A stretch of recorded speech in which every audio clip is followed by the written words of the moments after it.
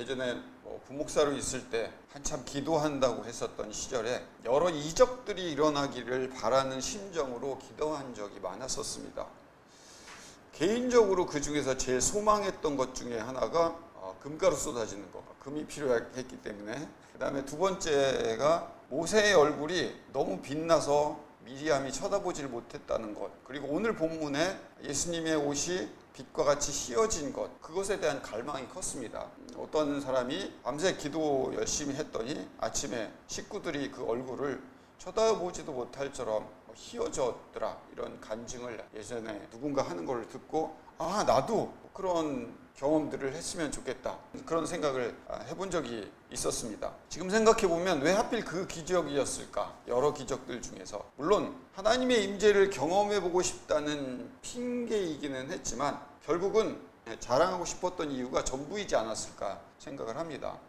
오늘 본문의 베드로도 그런 마음이 아니었을까 싶죠. 오늘 예수님께서 엘리야와 모세를 만나십니다. 이들을 만나신 이유가 뭘까요? 상의하시기 위해서. 어떤 부흥 강사들이 그렇게 표현합니다. 조언을 구하기 위해서. 말도 안 되는 소리라고 생각합니다. 신의 아들이 인간에게 물어볼 게 있기나 했을까요? 인간들, 특히 제자들은 예수님을 하나님의 아들로 믿지 못했습니다. 수많은 기적들에도 불구하고 예수가 하나님의 아들임을 도통 알 수가 없는 것이었죠. 심지어는 바로 전장, 우리가 지난주에 배웠던 16장에서 베드로가 주는 그리스도시요 살아계신 하나님의 아들이라고 고백했던 것도 하나님의 뜻에 의해서 알려진 것이 베드로가 믿은 것은 아니라는 이야기죠. 예수 그리스도께서는 제자들에게 다양한 방법으로 예수가 하나님의 아들이란 것을 보여주시는 퍼포먼스 중에 하나입니다. 그 중에 특별히 모세와 엘리야를 부르신 이유는 둘 다 이스라엘 백성들이 생각하는 가장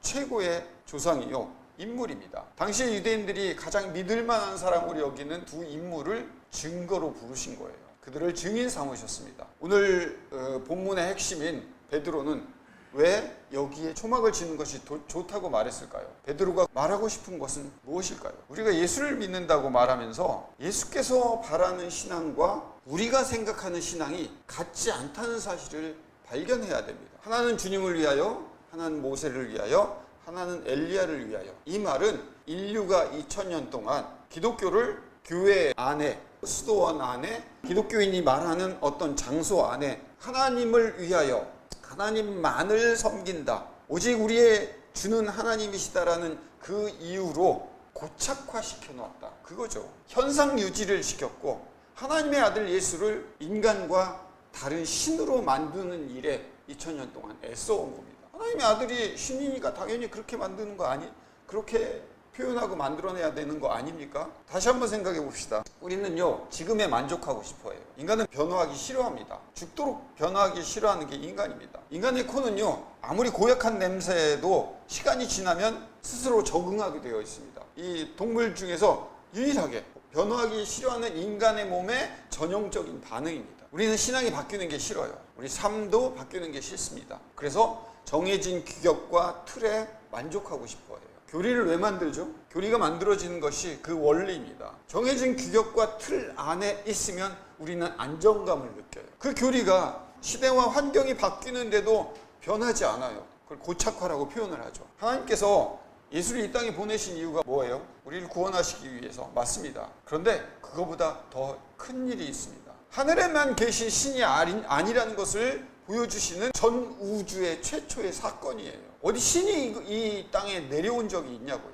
우리가 신을 찾죠. 그리고 우리는 우리가 만족하는 신을 찾고 만들고 싶어 해요. 그래서 그 신을 정형화시켜요. 바뀌면 안 되는 교리를 가지고 있어야 하고요. 그거를 우리는 진리라고 우리가 명명합니다. 인간들이 규정하는 거죠. 그래서 불변한 진리를 믿고 싶어 합니다. 어제 배웠던 엘리바스와 같은 욥의 친구들의 모습입니다. 권선징악, 인과응보라는 그런 불변의 진리, 그 개념을, 그리고 그 변하지 않는 틀 안에 하나님을 가두어 놓고 싶어 해요. 그래서 우리는 불안한 이 세상에 안정을 유지하기 위해서 그 신을 찾아갑니다. 누가 뭐래도 그 권선징악과 인과응보라는 틀 안에만 우리가 거기에 우리 자신을 퐁당 담궈 놓으면 세상에 어떤 풍파가 닥쳐도 우리는 안전할 것이다. 종교화를 만들죠. 고착시키죠. 가장 큰 이유가 뭐죠? 고통과 고난이 두렵기 때문이에요. 그래서 변하지 않는 틀 속에 있는 신이어야만 합니다. 거기에 하나님은 다른 신들과 달리 예수를 이 땅에 보내십니다. 고통과 고난과 불안정한 곳으로 안정되신 그 분이 찾아오십니다. 그게 우리를 구원하신다는 사건보다 더 큰 거예요. 가만히 틀 속에 계신 분이 아니심을 증거하십니다. 기적과 이적을 일으키신다는 의미가 우리가 하지 못하는 그 큰 힘과 세력들을 갖고 계시는 분이 신이라는 얘기를 하고 싶은 거예요. 아니에요. 하나님은 인과응보 권선징악이라고 하는 신이 만들어 놓은 그 기준을 깨기를 원하세요. 그 원리로 기적을 일으키시는 거예요. 하나님께서 욥에게 말씀하셨던 것처럼 까닭 없이 니플라옷, 기이함과 이적과 인간이 알 수 없는 놀라움으로 다가오세요. 그건 인간이 보기에 두려움으로 느껴져요. 그래서 계속해서 본문은 이 사건을 보면서 두려워합니다. 그들이 가지고 있는 불안과 초조함이라는 두려움과 같은 거라고 생각을 해요. 예수는 말씀하십니다. 너희들이 알고 있는 두려움과 신이 보여주는 이 기이함과는 차원이 다른 거다. 그리고 인간이 만들어 놓은 질서, 인간이 만들어 놓은 형상의 신으로부터 탈출하여 하나님은 빛으로 드러나십니다. 그리고 말씀하십니다. 말할 때에 호련히 빛난 구름이 그들을 덮으며 구름 속에 소리가 나서 이르시되 이는 내 사랑하는 아들이요 내 기뻐하는 자니라. 하나님께서 다가오셔서 하나님 자신을 사실은 표현하고 있는 거예요. 내가 어떤 존재인지 아냐? 사랑하러 너희들에게 왔다. 우리의 어떠함에도 까닭 없이 사랑하시는 분이시다. 권선징악, 원인이 있으면 반드시 결과가 있어야 하는 그 인과론을 넘어선 까닭 없이 찾아온 그게 나다. 찾아와서 한 가장 큰 일이 뭐냐? 사랑이다. 이웃을 내 몸같이 사랑하라는 그 질서를 지켜내야만 내 아들이고 천국에 가야 된다는 그 법칙을 알려주기 위해서 온 것이 아니라 하나님 존재 자체가 사랑이다. 그러니 너희가 내 자녀가 되기 위해서는 하나님과 같은 존재, 하나님과 같은 성품인 너희들도 사랑을 나누어라. 자녀답게 살아라. 그게 기독교의 원리예요. 그리고 너희들이 가지고 있는 원리, 너희들이 가지고 있는 옳음, 너희들이 가지고 있는 이 상식, 이건 이렇게 해야만 돼.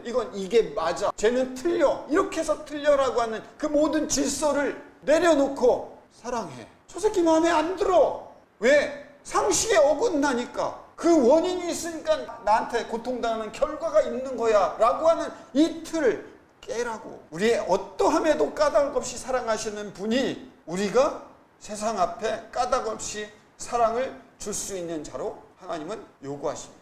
우리가 뭔가 변함없는 것을 실천해내야만 결과를 주시는 분이 아니라고요. 그건 종교라고요. 먼저 다가오셔서 우리의 질서를 깨고 흔들어 놓고 우리가 변화에 두려워 떨고 있을 때 말씀하십니다. 두려워 말라. 하나님은 고정된 분이 하시고 운행하시고 움직이시고 변화하시고 또한 우리를 바꾸어 가시는 분이 하나님이시다 라고 오늘 본문이 말씀하고 계십니다. 저와 여러분들이 모든 말씀을 보는 기준과 우리의 삶의 기준에 원인과 결과를 넘어선 하나님의 기이한 일을 따라가는 그 기이한 일이 뭐예요? 금가루 쏟아지는 일과 기도했더니 우리의 얼굴이 해같이 빛나는 그런 기이한 일이 아니라 까닭 없이 사랑할 수 있는 가장 큰 놀라운 기적을 일으킬 수 있는 그런 자들이 되기를 하나님은 우리에게 소망하십니다. 기도하겠습니다. 거룩하고 사랑이 많으신 아버지 하나님, 감사합니다. 우리에게 이런 놀라운 진리와 은혜를 가르쳐 주셨습니다.